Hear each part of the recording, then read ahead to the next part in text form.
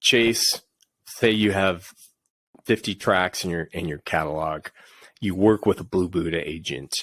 So if you want to walk us through the commissions, we can talk about commissions and the performance income. That's the mailbox money. It's, a lot of people, yeah. Yeah. So with Sync, you have essentially three kinds of payouts. Two get paid out at the same time, and then the third is a back end royalty. So your first two are your master use royalty for the sync license, and the second is the publishing use royalty for the sync license. And so, and in the sync space, the terminology for that is aside. So if they're talking, 5,000 for a placement aside, that is 5,000 for the master, 5,000 for the publishing. Most of the time these days, a lot of the deals are all in, so that's not necessarily something to worry about. But essentially,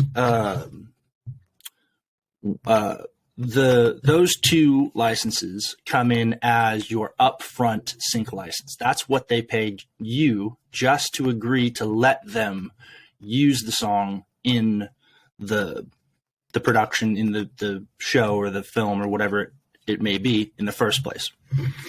Then once the placement starts airing, you then get what's called a performance right, because on that show or that advertisement or that film, it is by statute considered a public performance. And so for that, at each time that show airs, the production company will send a royalty to whatever PRO that song's registered to for however many times it's aired, however many views it's gotten. There's a whole breakdown of how they pay those royalties out, but essentially those are the royalties that you'll see coming in on a consistent basis, where the sync license tends to be a one-time upfront fee. Yeah, and it's the terminology that we like to use, and it's true to heart, is mailbox money. That ain't, you take the perfect example of a Grey's Anatomy, a huge syndicated show airing in 50 plus countries. You have reruns, especially if it's a big use of a montage use or a theme song.